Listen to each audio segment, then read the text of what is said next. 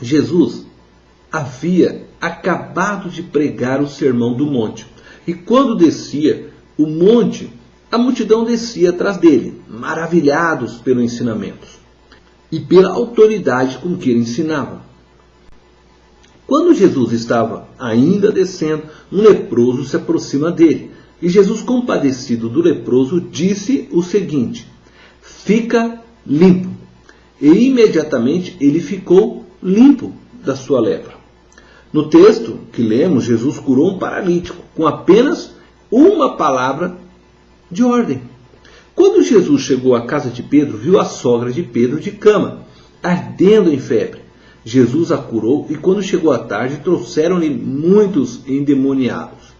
E ele, segundo o texto, meramente com a palavra expeliu os espíritos e curou os que estavam doentes. Através destas passagens, podemos ver claramente que as palavras pronunciadas por Jesus tinham poder. Mas será que as palavras possuem um poder mágico? Basta eu dizer: abra-te, Sésamo, e as portas se abrirão? Basta eu dizer: emagreça, emagrecerei? Basta eu dizer aquilo que desejo, e isto acontecerá?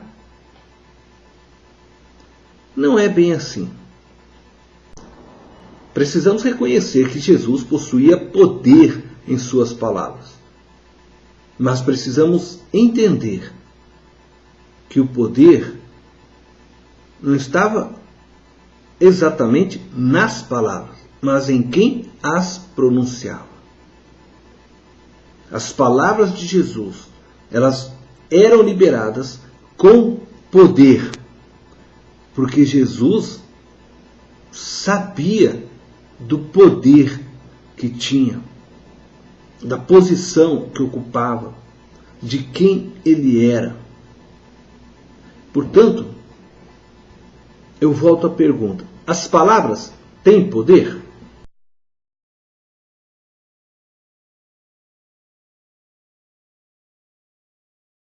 Eu gostaria de dizer, primeiramente, que o poder das palavras está na autoridade de quem as pronuncia.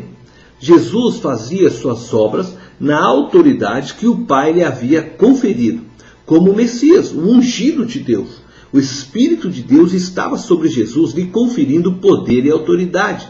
Não eram as palavras de Jesus que tinham poder por si próprio.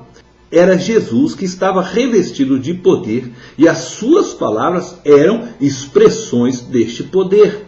O centurião entendeu que Jesus era Senhor sobre os homens, sobre os espíritos. Ele entendeu que Jesus era o comandante do reino de Deus, que Jesus era e é o rei, que comanda o reino sobrenatural, o reino invisível, que interfere no nosso mundo visível. Por isso ele disse a Jesus: basta que manda com uma palavra. Em Provérbios, capítulo 18, verso 21, nós lemos: a morte e a vida estão no poder da língua. O que bem a utiliza, come do seu fruto.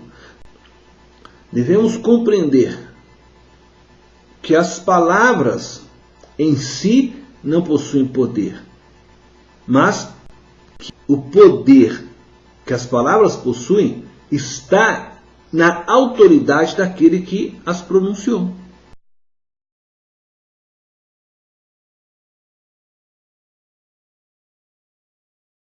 E a segunda verdade que precisamos entender é que nossas palavras têm poder na dimensão espiritual, na dimensão da psique, por causa da autoridade que nos foi investida. E aqui eu quero dizer duas coisas. Esta autoridade, ela nos foi investida, primeiramente, por Deus.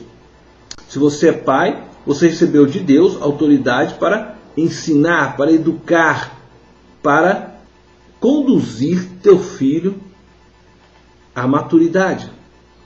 Se você é um pastor, você recebeu essa autoridade de Deus para cuidar, para ensinar, para levar os membros de sua igreja à maturidade. E a segunda forma que a autoridade é investida em alguém é através da construção de um relacionamento onde um indivíduo reconhece a autoridade de outro indivíduo sobre si mesmo. Por exemplo, eu construo uma relação de amizade com alguém. Inconsciente ou conscientemente, aquela pessoa ocupa para mim um lugar de autoridade. As palavras que ela profere têm um efeito e um peso sobre a minha vida maior do que um estranho. Por quê? Aquela pessoa recebeu da minha parte autoridade. A relação que eu construí de amizade fez com que ela se tornasse para mim importante. Isso também acontece na relação familiar. Isso também acontece na relação profissional. Eu reconheço o meu chefe como autoridade na minha vida a partir da minha relação com ele. E na medida que a nossa relação é saudável, eu dou a ele maior autoridade. Eu dou a ele maior importância. Mas na medida que a minha relação com esse chefe não é saudável, eu vou tendendo a afastá-lo de mim.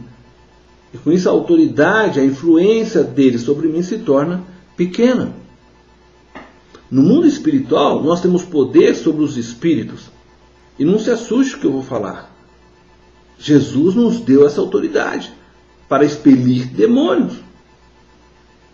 Muitas pessoas são prisioneiras e escravas de espíritos imundos, seja endemoniadas ou às vezes oprimidas por espíritos. Mas Cristo já nos deu autoridade para expelir demônios. E este poder é liberado quando usamos o nome de Jesus. Isso significa que eu recebi de Cristo autoridade. A autoridade foi investida em mim por Cristo para expelir demônios. E o mundo espiritual sabe disso. Quando Jesus venceu a morte, ressuscitando ao terceiro dia, ele conquistou o direito de reinar para sempre sobre toda a terra, céus, mar, sobre tudo que existe no reino visível e invisível. O Pai deu a Jesus todo o poder e toda a autoridade. O nome de Jesus foi colocado sobre todos os nomes, não só no presente século, mas também no século vindouro, e pôs todas as coisas debaixo dos seus pés. E o Pai o fez cabeça sobre todas as coisas. E diante deste nome se dobrará todo o joelho nos céus, na terra e debaixo da terra, e toda língua confessará que Jesus Cristo é o Senhor. O poder que Jesus conquistou, esta autoridade, foi nos dado pelo próprio Senhor Jesus quando nos enviou ao mundo para proclamar seu reino. Este poder então é liberado através do nome de Jesus. Então, as palavras de uma pessoa, ela tem poder sobre mim na medida que eu dou a ela a autoridade, o reconhecimento do poder de sua influência sobre mim. O relacionamento constrói este poder. Então, quando um pai, quando uma mãe fala com seu filho, seja corrigindo ou fala de uma maneira áspera, estas palavras entram na alma deste filho, gerando nele frutos bons ou maus. Depende de como os pais procedem. E isso serve para todas as relações. Então podemos dizer sim, as palavras possuem poder.